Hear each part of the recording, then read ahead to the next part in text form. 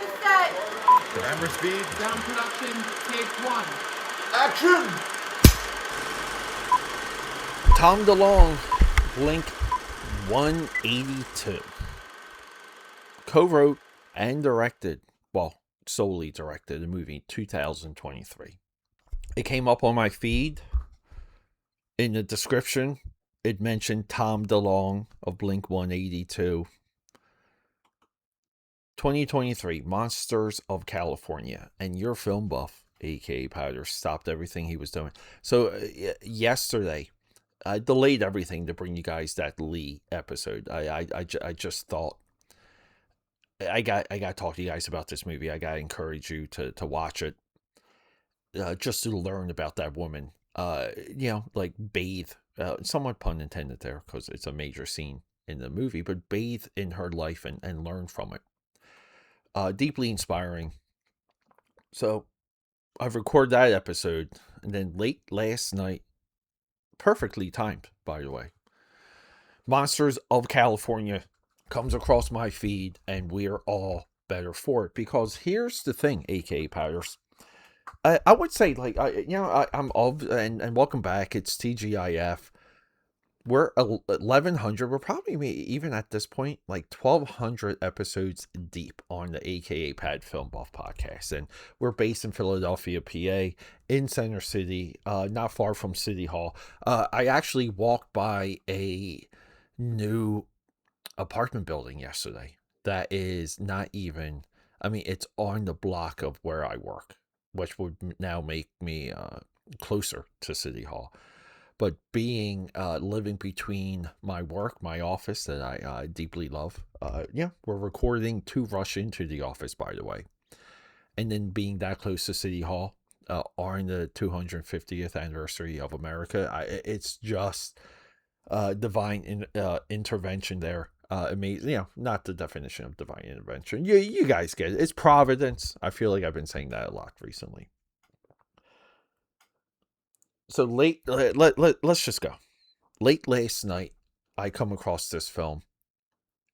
As soon as we're rocking and rolling, I am into this movie. I'm into this movie in a deep level.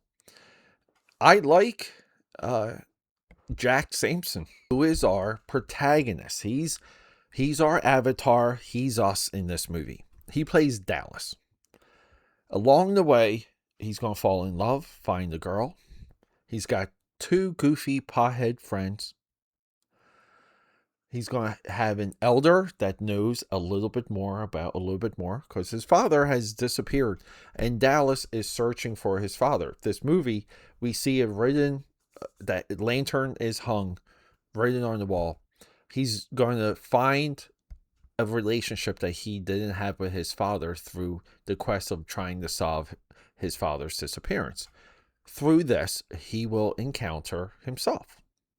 And then we got Casper Van Dien, who expertly, and wonderfully, I think Casper Van Dien is one of the highlights. He plays Myers.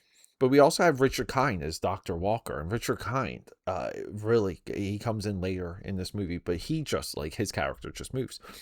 What stood out for me, and if you guys don't know, on Fridays we do independent movies. The cinematography, the way this movie is shot, we have a lot of night. Everything at night in this movie looks so freaking nice, looks so freaking beautiful, lush. For a first-time director, I want to say, why even research it, by the way, AK Powders? I want to say this is Tom DeLonge's first directed movie. Now, along the way, he could for Angels and Airwaves or Blink 182. He may have directed music videos, may have expressed interest in it. But what Tom DeLonge here is trying to do is he's trying to hit the lexicon. He's trying to hit the culture. I grew up in, and we'll explore that real quick. I'm of the podcast culture. We have a podcast here.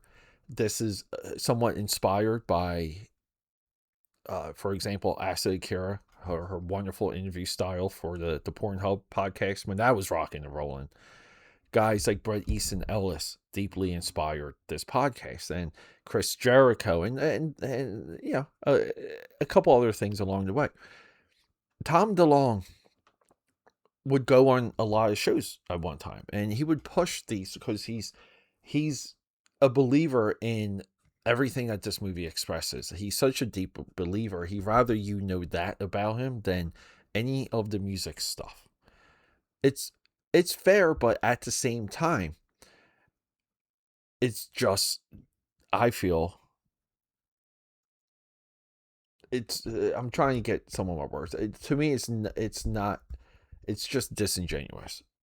There's a lot of what Tom DeLonge believes is a lie, and he peddles that lie, and along that is absolute horrid takes on science and logic loops, and it's just his positioning is just not there. So a lot of when you hear him speak about this stuff, it diminishes his artistic efforts. Tom DeLonge has created a foundation that is going to uncover and track any of this alien stuff, because he's largely an alien UFO believer. And I'm not saying there's not such a thing as UFOs. Like, clearly, if we just hear about some of the technology the U.S. was using in Venezuela and Iran, like, clearly there's levels of tech out there that, you know, again, that would seem just beyond reach, but for them, it is. They're utilizing some wild stuff. I'm not diminishing people who believe that they saw something or experienced something, but I just feel like Tom DeLonge has absolutely diminished so much of his credibility. So he sets out to make a movie that he wants to, and this is where we get into the realm of this being a good movie. And surprising, I think this movie surprisingly moves for a first-time director. Some Riley, for example, Jared Scott, and we have Gabriella Hay as Kelly. We have Arena Zucker as Lei. We have Camille Kazak as Meg. I want to say his direction for the actresses, it's not quite there. I think Jack and some of his friends, they come off a little bit jagged, a little rough around the edges, but for some reason they're a little bit more excusable. But they're also acting up because sometimes, like, they're high or overly panicked, and the characters have elements like that. His female direction, I will say, or what he allows his actresses to get away with, in a larger way, for, I think, the average viewer, will take them out of this movie. Now, I say, a lot of times when we watch independent movies and movies of this effort and of this vein, what we have to do is we have to pretend we're watching a stage production, a stage show, or just like something live, and we kind of have to imagine. With all of that being said, Tom DeLonge's intent in this movie is to leave us with just a little bit of hope and wonder, wondering what's just outside our door, wondering what we are told. And the thesis of this movie is that there's energy beings that, if they ever were to speak to us, they will combine all religions into one and answer all of our questions. This is somewhat of the plight of the conspiracy theorists, where they're trying to make sense of an insensible world, where they're convinced that they figured it out and you can't, and you haven't, and they will walk you into the answers and into the light. It's a very egotistical character trait that conspiracy theorists have. This is equally why I look at them as destructive individuals. But Tom DeLonge creates a movie with intent. I feel like if we didn't know who Tom DeLonge was, this movie might come off a lot better. But because we know who he is, we know, not separating the artist from the art. I think it corrupts our position and corrupts our take of us as an audience member when we walk into and are guided through this movie. Also, we have some cheap shots here. and the cheap shots are within the storytelling. The kids find Bigfoot. The kids find all the things from their father a little bit too easy. They find Bigfoot. It doesn't change their lives. They're off to the next thing. There's a little bit of the kids on a adventure, which is referenced by Dallas in this very movie, the Jack Sampson character. We end this movie with a potential for a sequel.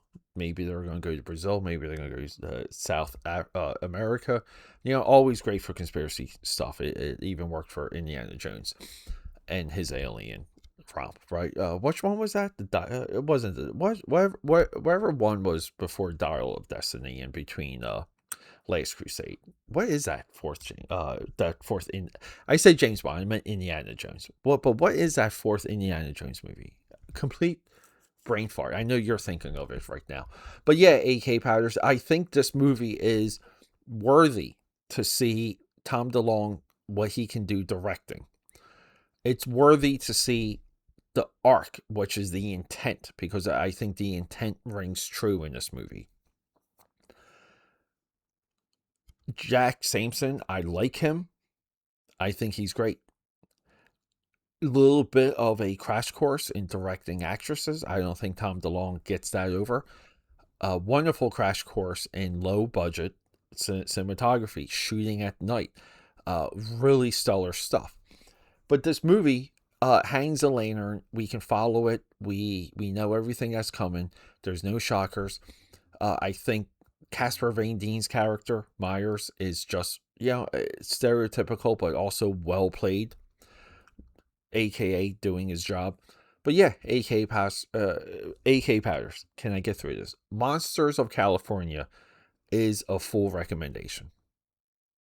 TGIF, it's Friday. Get yourself some pizza. Love you guys. Rock and Roll sound. Rolling. Sound production, let take me 2. cut in. Sorry, AKA Powders. I know it's such a hot, passionate episode, but I'm breaking the flow real quick just to remind you guys. If you want to support me, one of the best, easiest, and free ways to do it, leave a comment. Give me a like. I know there's someone out there that that loves film as much as I do, that love the film industry as much as I. Show this to them. Comments, likes, and reviews, positive or negative, it doesn't matter. We need to increase our reach, and to do that requires your involvement in everything that I do. We're linked. We're forever bound. You're the membrane. I'm the muscle. So guys, let's just do it. One review. Do you have it in you? Okay, back to the show.